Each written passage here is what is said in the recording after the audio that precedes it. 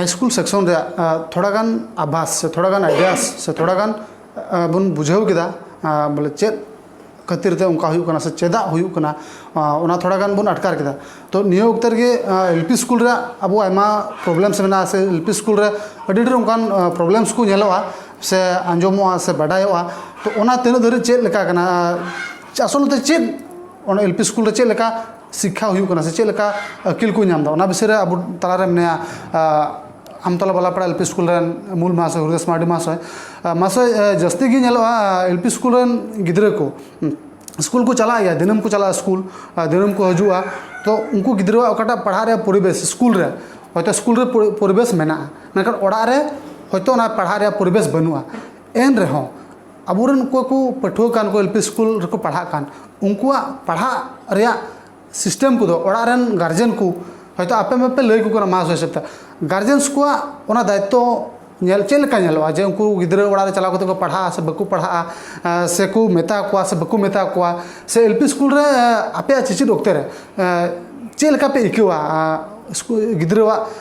बड़ा से गिद्रेवा टैलेंट से गिद्रेवा मनोजोग से गार्जेना तो ओना को चेतान रे चेलका पे से चेलकाम इकव काम पर्सनली उनको लय को से उनको पढ़ाव को ओक्ते रे जतो को जोहार नवा संताली न्यूज़ चैनल रेन जतो थुकरेन कमिया को ते नी ओक्ते रे आपे नवा चैनल से ते नेता खातिर को गोपाल मारा और सुविधा पे माउदीन नितुम ते आइना सरहावी तो ओका को कुखली नितो रकाब ने नवा चेतान रे हाई स्कूल रेन महाशय किसको महाशय लैके लेका ठीक शिक्षा ना दो उनी ओका को लैके इना को भी मिसाल कते गी आइमा एलपी स्कूल खो ME school high school higher secondary college level रेना इनी कोटे नियम को तो मिले चलाओगे अदा ओना येते ओना को नियम को गी कोई तो मिलुते ओना तो रोडती हो जेलका मेन किया आले दो प्रथम एलपी स्कूल लेवल रे नाम दा मांग रे गिद्रे को पढ़ाव को सेलेते ओकाटा को मेता कना तीन कोनिया शिक्षा कना महाशय गार्जियन और छात्र तो एक नंबर कथा होइना ओना स्कूल रे से ओना एरिया रे शिक्षा मजे होय जन खान तीन कुनिया शिक्षा चेतान रे न परिवेश मज हुआ जेलका स्टूडेंट हो रेगुलर स्कूल हिजुक देगा शिक्षक से महाशय उन्हें एकदम रेगुलर हिजुक गी जोया नि महाशय तिहिन जनाया गपा बनुया उनका ना होइलन का न उनको गिद्रवा मनोबल बांग थान शिक्षा चेतान रे से पढ़ा चेतान रे मनोजोग बांग तीन नंबर दो गार्जियन नितो नेलोकान लेकाते स्कूल संगे संपर्क अड्डी कम को दो गालमारम हॉल खान तो कोई को ना को एसएमसी रेन चलवा को सारेया जत्तो दायित्व उनको ठेक को जिम्मा पड़का मा पे नो जमेना पे गया तो उनको एसएमसी रेन मतो तो बाको दाड़ेगा गार्जियन और उनको जत्तो गिद्रन गार्जियन को जुदा जुदा गया कोई दी कथा गार्जियन ठेक हो लईना जेम पड़ा तो गार्जियन में सेदरा का बीच को मोतरते उनको गार्जियन को पोछो बंदा को गुनेनो चिक चंग नोडे आले को मितालेया ओना दोसर कथा दो होइना नेतो निये ओक्ते रे ओकाटा शिक्षा ना परिवेश को एमका नेतो स्कूल रे ओकाटा पढ़ावे को थोड़ा लहानी दो बैग को मा कथना स्कूल रे ओकाटा बैग को माको ओना बैग रे पुथी को भरावा ओना पुथी भराव कते स्कूल ले इदी केदा स्कूल को इवर कते ओड़ा रे इन बैग रे ताहेना ओकाटा होमवर्क से ओड़ा रे पढ़ाव को इने और गोई मेता ओना बैग खन पुथी बा इनका को तो स्कूल रे जस्ती जो हम प्रसार का गिद्रा दोसर लखन स्कूल बाई नवा ओका को कविता को पोएट्री को मुखास्त को मेता का दोसर लखन तो गिद्रा बाई हिजो का तो मुझे महाशय मुश्किल में पड़ा उनका महाशय ऑटोमेटिक अले नॉर्मल वाले स्ट्रिक्ट कारण गिद्रा बाय हिजुग खाय दम असुविधा तन सेंद्राय खाय दम गिद्रा आरहै दड़ा टा से गजर से तो ना अवस्था हुई दोसाते इन स्कूल एरिया रे जुदी बापला जे को जों गना हुई लेखा अनुष्ठान बार दिन गान दे स्कूल तो ओना लेकाते पढ़ा रे कम जरूरी इन दोसार दो हुई कना रिपोर्ट हता में हफ्ता दिन गान मिटे गिद्रा बाय हे कना ले आको आई को संगे जो अपोरेंट पड़ा संगे त हमने पढ़ा तो इरेगुलर हुई लेन खान गिद्रा जुदी रेगुलर स्कूल बाय हे लेन खान तो उनी गिद्रा ऑटोमेटिक पढ़वा तो मिमी को गिद्रा को मौज गया का कथा हुई कना ओकरा संगो को मिता कना संगो कतिर आथा कोई ता गिद्रा को बड़ी इन ताइनम दो नवान मेन क्या सरकार मिटे नीति एसएसए खन हुडुक कना जे फेल को उठो के यूपी स्कूल फेल को उठो के खा अबरेन हड़मा नई किसकु महाशय लई के लका घरज रेना परिवेश दो टी बड़ी ओला पढ़ा लगी उपयुक्त बनवा चेयर बनवा टेबल बनवा पर किती लगी जाना इन को पढ़ा करता कष्ट करके को पढ़ा करता इच्छा में तक को पढ़ा करता तो फेल को उठो के खा गुरुत्व दो कमा को बुझेला कारण ako भी अशिक्षित ओना खातिर आते हो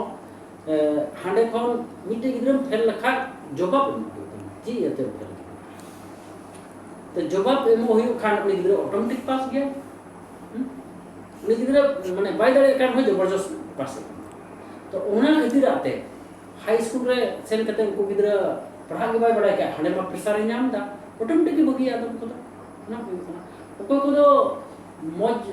माने रेगुलर स्कूल को चलावना मौज ते को पढ़ाव लेना तो उनको को गिद्र दो बाको कष्ट काते को तो पढ़ा और ओने रोड के लका भाषा ना प्रॉब्लम में ना गया असुविधा में ना गया कारण उनको को स्टूडेंट मा दिकोते रोड हुई कान को टोला मा अबो टोला मा एक्सिटिया अबो संताल बोया को मेना कोनते ओड़ा रे केते हो निजेर भाषा ते रोडदा हांडे मा दिको भाषा ते तम को नेते पढ़ा दे नोआ हमते कारण का ओना को खतिराते इन्या नेल लका ते बरन गिद्रा को दुर्बल खाना और दोसाते टोला करना परिवेश को हो अति बांग मत तगना गार्जियन को हो प्रशिक्षित किता मन को भर्ती कायते और जहाना नुकाना मेल मीटिंग करे चे चम बुझेवा उनकाटे बाकुसुर तगन बुझेउ बाको हारो तो ओना येते इनसे कोई दो नियगे ने हरिन दोया ओकाटा दो तिरिकोनिया शिक्षा में ओना भितरी रे जमन अबो जत्तो से कोन गण पकड़ काते गार्जियन को जमन आले मास्टर को ले नाम को उनका काते जत्तो को ते मिलो काते गिद्र लगे उन को खा से स्टूडेंट्स को लगे को हापेन दिन से मोदा आप महाशय ओक्ते रे से आपया से आमा कमी ओक्ते रे आमरन को असिस्टेंट्स को मेना को हयतो उनको नौका हम समय अभियोग उडुगवा जे बढ़ती कहते आसामीस से दिकु महाशय को दो आबू को गिद्र पढ़ाव को चितान रे उन आठ बकु मनोजोगा से उन काटा माने कुरुमुटु जोड़ा कुरुमुटु बकु हता तो ओना हम मिटे कारण हुई दड़े से उनको ठन आबुरन गिद्र पढ़ा चला से उनको ठन आबुरन गिद्र पढ़ा हताव लगी हम बतर से थोड़ा दिग्ध को इको से उनका हो असुविधा हुई कना से उनकन कथा दो जतो क्षेत्र दो बांग कना जेलका अबुआ स्कूल रे अबो संताल जितरेन महाशय कुमा हिसाब सुमुं गया तो ना इलकाते अबो हर गिद्रे स्कूल रे बढ़ती कायते दिको कुगी महाशय मा मेना हर महाशय मा जाओ उन मरांग गुरुबसा स्कूल रे एकेडमी किसको महाशय तो गया और ए रोबिंग कटुडु महाशय ते ओना लकाते तिहिं इन मेन किया तो बतर दो बाको बतरवा नोडे ओने मेन के लका 3 कुरिया भितर रे महाशय हो बेसिक ट्रेनिंग पास महाशय को तो निये अक्ते रे जेलका नन मेन के लका नुको छात्रवा हो फेल बनुते बेसिक ट्रेनिंग ना हो फेल मेना रहो फेल बनु लकन कथा में भितर रे ओकय को तो बेसिक ट्रेनिंग को फेल दा उनी हो महाशय तो बेसिक ट्रेनिंग रे मिटे महाशय फेल कर खा उनी महाशय दा चिदा तो इन नोआ हो रिपोर्टिंग नाम कदा मिमी गोटे स्कूल रे सेम करते अब होड़ा स्कूल रे माने गुरुत्व कते बाको पढ़ाओ नासिया पढ़ाओ के और जतो आते मते आमते कमी में आमते पढ़ाओ तो एलपी स्कूल रे दो इना बड़ा लेकाते दो एकदम पाई टू पाई नि रीडिंग पढ़ाओ इन तनम से आया गिरो को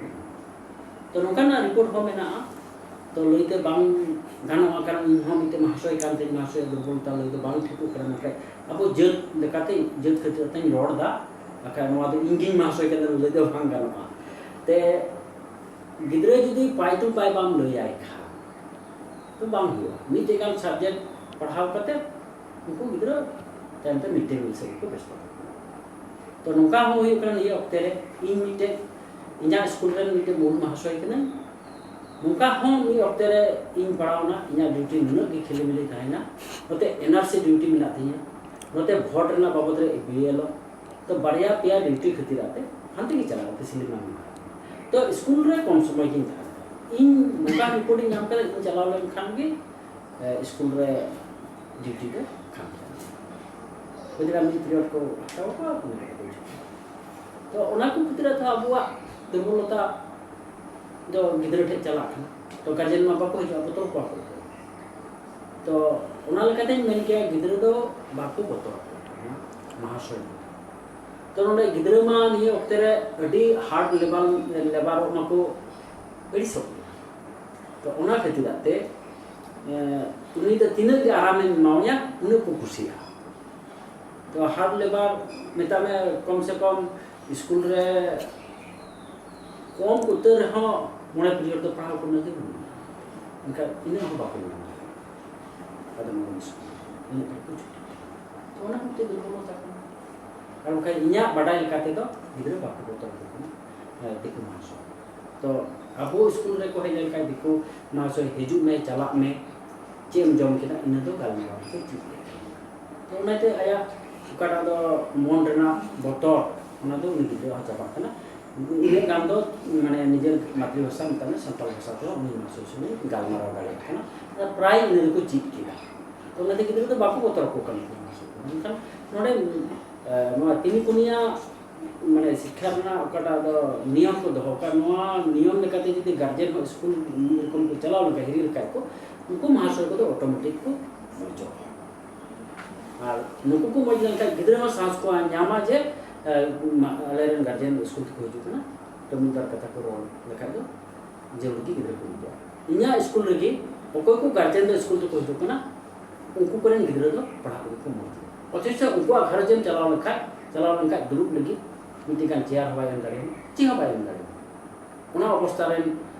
गार्जियन कना को उनको गार्जियन रे गिद्रे उनको स्कूल को हिरी के आरा को गिद्रे को